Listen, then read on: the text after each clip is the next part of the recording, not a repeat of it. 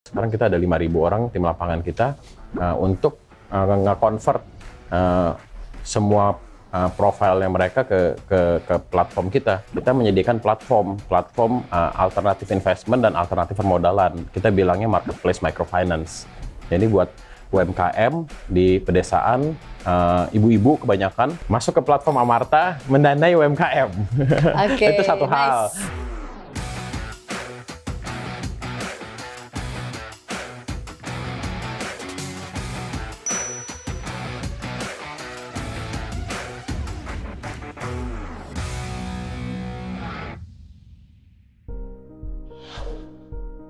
Hai Sobat Mira Aset, kembali lagi di program Hidden Masters bersama saya Adina Gdenda. Nah, spesial hari ini nih aku lagi ada di salah satu kantor marketplace microfinance di Indonesia. Nah, apa tuh? Namanya Amarta. Ada yang udah pernah denger belum? Nah, kali ini kita mau langsung ketemu nih sama CEO-nya Amarta, yaitu Mas Taufan. Halo Mas Taufan. Halo, thank you udah mampir ke kantor kita. Terima kasih banyak sudah mau meluangkan waktu nih untuk jadi tamu kita di Hidden Masters. Apa kabar Mas Taufan? Alhamdulillah, sehat-sehat. Alhamdulillah sehat. Harus sehat ya Mas ya? Zaman sekarang yang sehat yang nomor satu. Mas Taufan ini kan CEO Amarta. Mungkin boleh diceritain nih ke sahabat Mira Aset. Amarta tuh apa sih sebenarnya Mas? Amarta tuh umurnya udah 12 tahun. Wow. Nah, udah berdiri sejak 2010. Misi kita itu gimana memberdayakan masyarakat di piramida bawah, terutama UMKM, untuk maju lebih sejahtera. Kita menyediakan platform alternatif investment dan alternatif permodalan. Kita bilangnya marketplace microfinance. Jadi buat UMKM di pedesaan, ibu-ibu kebanyakan, mereka butuh modal buat dagang warung, butuh modal buat bikin batik lah, usaha, jualan makanan lah. Mereka bisa ngajuin ke Amarta. Nah, karena biasanya kan usaha-usaha ini kan mereka yang secara kredit history juga terbatas lah. Jadi buat mereka mengajukan layanan keuangan perbankan tuh nggak gampang lah buat mereka. Nah, kita proses di Amarta mudah, mereka ketemu sama tim lapangan kita verifikasi usahanya, validasi, dalam hitungan hari langsung cair modalnya. Mereka ngajuin ke Amarta, kredit scoring kita assess profil resikonya mereka gimana, terus kita upload ke platform marketplace Amarta. Profil UMKM yang bergabung di Amarta sekarang udah lebih dari 1 juta.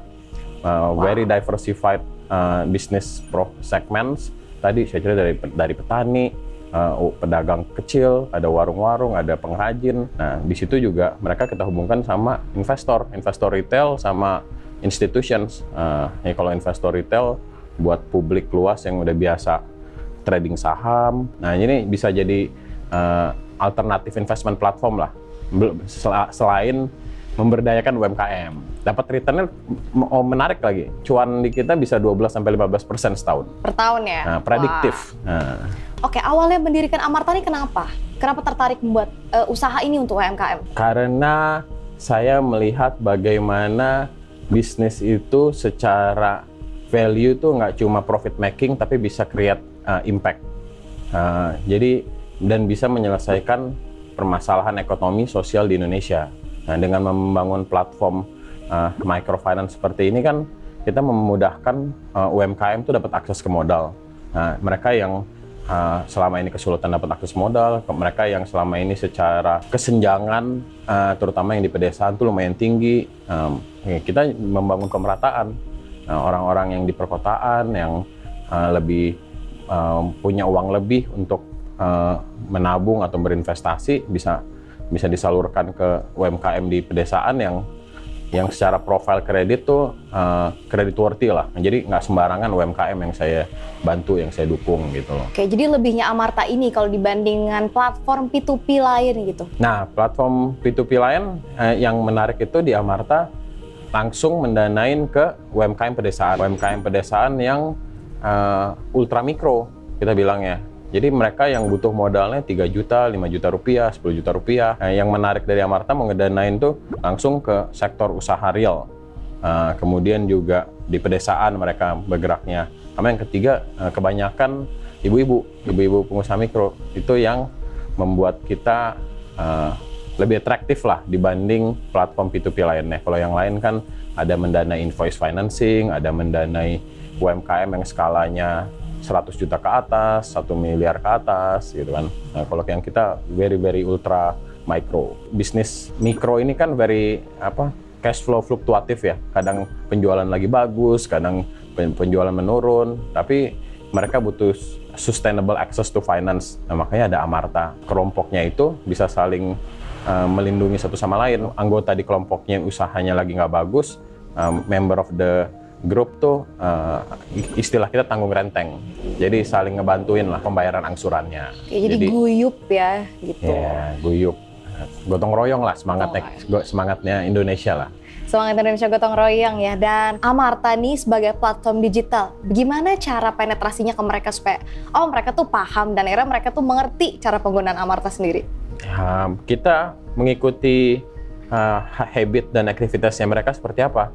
Nah memang karena yang disasar ini kebanyakan usahanya masih cash ekonomi, mereka memang dagangnya di pasar, terima penghasilan tunai, kemudian belanja lagi juga tunai. Ya, akhirnya yang kita bangun platformnya platform yang hybrid. Kita memberdayakan ada ribuan tim lapangan Amarta, sekarang kita ada 5.000 orang tim lapangan kita untuk nge-convert semua profilnya mereka ke platform kita. Ya mereka kita melakukan assessment credit profilingnya, kita ngelihat asetnya mereka apa, nanti kita quantify untuk kita bangun credit score-nya, untuk dapat formulanya berapa nih, modelnya berapa nih, pinjaman yang layak dan interest rate-nya, kalkulasinya kita di berapa. Awalnya masarin Amarta ke pelosok desa, itu gimana ceritanya Pak? Itu very long time ago. Jadi saya kan mulainya emang semangatnya tuh semangat sosialnya lebih gede gitu, impact mission-nya lebih gede karena memang ngelihatnya masyarakat di pedesaan secara akses to finance dan secara ekonomi juga jauh lebih bawah dibanding yang di perkotaan. Nah, waktu itu saya riset ke Bogor, ke salah satu desa di Kabupaten Bogor namanya Ciseeng. Ya terus ngobrol-ngobrol sama warganya, cerita permasalahannya mereka apa yang bisa saya bantu. Nah, terus mereka banyak cerita tentang masalah akses ke keuangan. Nah, mulai dari situ belajar akses keuangan itu untuk segmen ini selama ini kan selalu dipandang sebelah mata lah, karena ya nggak ada kredit historinya, jaminan nggak bisa punya jaminan, aset sebagai kolateral juga very limited. Makanya kita bangun bentuknya community base, gimana kelompok satu sama lain bisa saling mengajukan pinjaman berkelompok dan bisa saling bertanggung jawab satu kelompok kalau ada apa-apa sepanjang di perjalanannya pada saat punya pinjaman atau punya utang. Nah, kalau kita ngelihat nih potensi UMKM di Indonesia, menurut Mas Taufan apa aja sih tantangan Indonesia gitu ya memajukan UMKM? Access to finance. Yang pertama ya. Yang pertama, karena belum sepenuhnya merata ke semua lapisan wilayah. Kemudian yang kedua, UMKM untuk bisa jauh lebih kompetitif. Jadi kalau misalnya access to finance ini kan dua sisi ya. Jadi mereka butuh modal, yang mau mendanain siapa gitu. Nah kalau Amarta ini kan berperannya sebagai platform aja. Jadi jauh mengajak lebih banyak publik luas berpartisipasi, ikut mendanai UMKM, berinvestasi di UMKM, itu juga mendorong access to finance buat UMKM itu jauh lebih maju. Nah yang kedua tuh competitiveness. Jadi ya kan mereka mau butuh modal, mau ngembangin usaha, nah tapi kan harus punya jiwa bersaing gitu ya. Iya, harus punya uniqueness di bisnisnya. Nah ngomongin UMKM yang katanya tadi akses ke finance-nya terbatas, tapi banyak banget UMKM atau mungkin pengusaha-pengusaha kecil lain ya, itu malah yang kalau minjem itu kepinjol atau rentenir. Nah itu tanggapan Mas Taufan gimana tuh? Nah itu adalah permasalahan literasi keuangan kita, karena mereka kebutuhannya lebih tinggi dan tergerak terus masyarakatnya untuk memenuhi kebutuhannya, padahal penghasilannya terbatas gitu loh. Nah itu yang membuat banyak orang kejebak sama pinjaman online. Udah ngajuin pinjamannya gampang, beberapa kali klik, dia belum mikir panjang, tiba-tiba duitnya udah ditransfer, terus belum tahu duitnya mau dipakai buat apa, tiba-tiba udah ngajuin pinjaman, lumayan nih dapat duit gampang nih, padahal orang tuh nggak mikir bunganya berapa, terus kemampuan saya bayarnya berapa. Nah, hal-hal seperti itu yang menurut saya pemahaman tentang pengajuan kredit yang secara bijak tuh masih perlu terus didorong lah di masyarakat yang lebih luas. Oke, jadi gimana sih menurut Mas Tovan gitu, caranya supaya masyarakat yang kecil ini itu bisa memiliki literasi keuangan yang lebih baik lagi? Jadi nggak kejebak nih sama yang namanya pinjol atau hutang yang besar. Nah, itu peran semua stakeholder yang ada di industri ini, termasuk misalnya apa yang kita kerjakan di Amarta. Objektif itu jelas gitu. Pertama memang buat usaha, usahanya udah berjalan atau mereka memang udah tahu mau jalanin usaha apa. Kemudian juga secara rate bunganya kompetitif di pasar juga, jadi nggak membebani mereka. Semua prosesnya transparan, nggak ada hidden cost, nggak ada hal-hal yang tiba-tiba ada jebakan Batman gitu loh. Sambil berjalan juga Amarta tuh terus melakukan pendampingan literasi keuangan. Jadi kan kita udah minjem sama kita, jangan sampai minjem sama tempat lain akhirnya kelilit utang gitu, nanti nggak bisa jalan. Tutup lubang. Nggak bisa lubang, nanti malah bisnisnya nggak bisa jalan, malah tutup. Nah, sudah berapa tahun nih Mas dengan Amarta? 12 tahun? Sudah 12 tahun. 12 tahun, oke. Nah, buat investor di luar sana nih, mungkin yang pengen ikutan investasi nih melalui Amarta dan membantu UMKM, itu gimana caranya Mas Tovan? Langsung aja ke download Amarta app atau maksud ke websitenya Amarta. Di situ ya proses registrasinya juga segampang buka account investment dan bisa mulai mendanai dari Rp100.000 buat yang coba-coba. Nah, mendanai Rp100.000 biasanya tuh pinjamannya tuh jangka waktunya 1 tahun, tapi setiap minggu udah ada repayment. Jadi repaymentnya bisa diputar lagi, bisa di reinvest lagi, bisa ada compounding efeknya lah. Kira-kira dalam beberapa tahun ke depan nih, ada gebrakan baru apa dari Amarta nih Mas Tovan?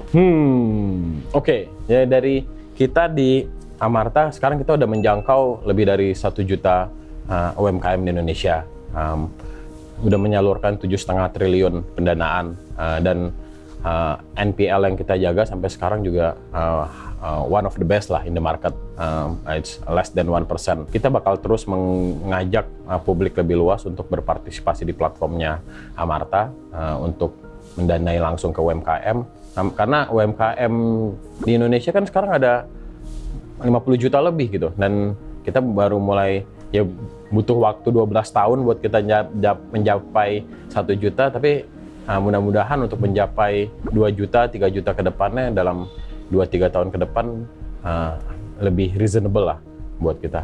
Kita masih mau terus menjangkau seluruh pelosok Indonesia, sekarang udah di 35.000 desa, menjangkau 50.000 desa 2 tahun ke depan, menjangkau 10 juta UMKM 5 tahun ke depan. Mas Tovan sendiri sebagai seorang CEO gitu dari Amarta, harapannya apa sih buat UMKM Indonesia ke depannya? UMKM Indonesia mendunia. UMKM Indonesia nggak cuma kuat di lokal, tapi produknya makin tumbuh besar, makin kompetitif, kuat, banyak diekspor ke kemana-mana, ke luar negeri. Dan yakin pasti bisa ya? Menurut saya sih dengan kekuatannya Indonesia sekarang, resource yang kita punya, eranya udah era digital, dan profil bisnis kita tuh unik-unik, dan kombinasi antara UMKM terus juga anak-anak mudanya yang kreatif itu punya potensi yang besar sih untuk nge-unlock values kita, dorong UMKM menuju dunia. Oke, mendorong UMKM Indonesia mendunia. Kira-kira anak muda nih, milenial, gimana cara mereka bisa berkontribusi memajukan UMKM Indonesia, Mas Tovan? Masuk ke platform Amarta, mendanai UMKM. Itu satu hal. Jadi langsung, karena mereka butuh modal, berarti harus ada yang ngedanain. Dan mulai dari situ, mulai dari mendanain UMKM, mencari platform gimana kita bisa berkontribusi ikut membangun UMKM, mulai dari permodalannya. Kemudian juga kita juga open untuk berkolaborasi dengan berbagai macam pihak. Pencapaian apa sih yang Mas Tovan tuh paling berkesan dengan Amarta?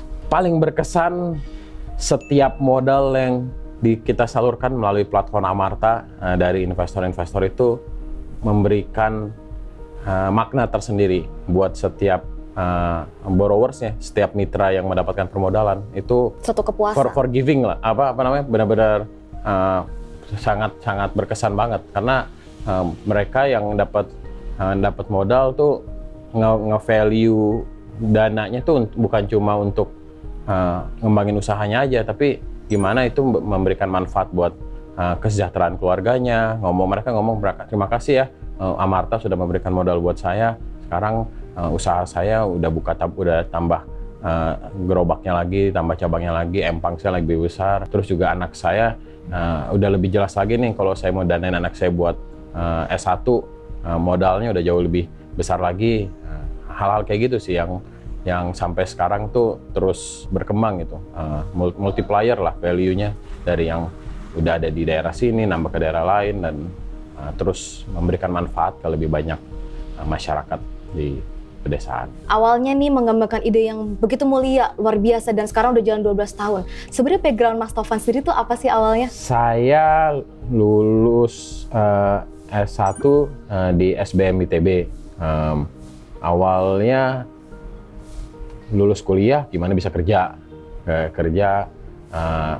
hidup lebih mandiri, kemudian juga mengumpulkan banyak uang. Habis itu baru setelah banyak uang baru berbagi. Sambil berjalan tuh ngelihat bahwa semangatnya tuh semangat berbagi, semangat untuk menyelesaikan masalah ekonomi sosial itu nggak harus nunggu kita mapan lah, tapi memulai bisnis dari yang sederhana, dari yang kecil tuh tetap bisa kita lakuin. Makanya itu yang membuat saya jalanin Amarta di awal-awal setelah lulus kuliah kerja gitu. Oke, jadi awalnya lulus kuliah langsung bikin Amarta? Lulus kuliah kerja di IBM, habis 2 tahun bikin Amarta, 5 tahun bikin Amarta sambil berjalan. Waktu itu bahkan Amarta udah mau tutup, udah mau sunset bisnisnya. Jadi saya udah prepare plan B, akhirnya saya ambil master ke Harvard Kennedy School. Ambil S2, tapi balik lagi, habis menyelesaikan S2 balik lagi ke Indonesia, jadi lanjutin Amarta lagi. Untung dilanjutin ya Mas? Memang jalannya udah untuk membesarkan bisnis inilah, untuk bersama-sama UMKM Indonesia. Mas Taufan apakah sudah berkeluarga kali ya? Udah. Oke, nah sebagai anak saya 2. Oh, oke, buntutnya sudah 2. Nah, gimana cara seorang CEO Taufan dan ayah Taufan nih membagi waktu antara keduanya? Every time I spend my time untuk apa yang kita lakuin. Jadi kalau emang lagi di kantor, lagi meeting, ya fokus di meeting, buat decision semuanya. Kemudian pindah lah kalau memang udah waktunya di rumah, ya main sama anak, dan ya itu udah jadi satu integral part. Jadi keluarga juga udah tahu bahwa fokusnya saya juga untuk di Amarta, dan ketika pulang malam terus bisa main sama anak belum tidur, kita ya main Sabtu Minggu. Anak lagi suka berenang, nemenin berenang. Anak lagi suka naik kuda, pas lagi liburan ke Bandung ya naik kuda di Bandung. Kalau waktu luang ngapain aja Mas Taufan? Hobinya apa? Hobinya main basket, naik sepeda pagi-pagi. Saya biasa udah bangun jam 4:30, habis sholat subuh langsung jam 5 langsung naik sepeda sampai jam 6:30, sampai jam 7, mandi-mandi jam 8 udah mood buat bekerja. Itu biasanya seminggu 3 kali sepedaan. Kadang weekend juga main golf juga, itu refreshing juga, hobi lainnya lah. Saya kalau yang jauh-jauh dulu suka scuba diving, suka nyelam. Tapi sekarang kalau mau nyelam harus meluangkan waktu seminggu gitu kan, benar-benar harus jauh. Jadi udah mulai berkurang aktivitas yang sebagian menyelamnya. Nah, kalau misalnya kita ngomongin soal investasi nih, kan kalau Mira Asset ini kan banyak banget nasabah kita yang pastinya investasi. Kalau Mas Taufan sendiri investasi nggak nih? Investasi lah. Oke, bentuknya apa? Bentuknya investasi di Amarta, mendanai langsung ke UMKM. Sebagian dana juga naruh di saham. Ya beli saham juga. Boleh kasih tips nggak sih ke sahabat Mira Asset, mungkin yang generasi milenial gitu, cara bagi uang supaya invest tetap jalan? Mau investasi tipsnya mulai dari paling atas. Jadi pada saat kita punya dana yang dialokasiin pertama tuh berapa yang mau diinvestasiin. Jadi bukannya spendingnya dulu berapa, mau beli ini, misalnya mau liburan, mau nabung ini, tapi yang pertama saya taruh investasi dulu. Kita mungkin nggak bisa berlama-lama nih saya ke Mas Taufan. Jadi aku punya satu pertanyaan terakhir buat Mas Taufan. Apa sih definisi sukses buat Mas Taufan? Definisi sukses buat saya ketika apa yang kita kerjakan secara real kita bisa merasakan bahwa itu memberikan makna untuk orang-orang di sekitar kita. Ketika mereka merasa yang kita lakukan, mereka jadi berhasil, mereka menjadi lebih baik, mereka jadi lebih maju. Kalau di Amarta, ketika kita memberikan akses permodalan, mereka they feel that we help them to change their life, untuk hidup lebih baik lagi. Baik, terima kasih banyak Mas Taufan, sangat menginspirasi. Terima kasih banyak. Mudah-mudahan dengan adanya Amarta, Mas Taufan, dan nanti akhirnya Mas Taufan lainnya, UMKM Indonesia bisa jadi lebih maju lagi. Amin. Amin. Oke, sahabat Miraset, itu dia perbincangan kita dengan Mas Taufan, yaitu CEO dari Amarta. Mudah-mudahan banyak di sini investor-investor Miraset itu bisa lebih berani lagi untuk berkontribusi memajukan UMKM Indonesia. Sampai jumpa sahabat Miraset di episode Hidden Masters berikutnya.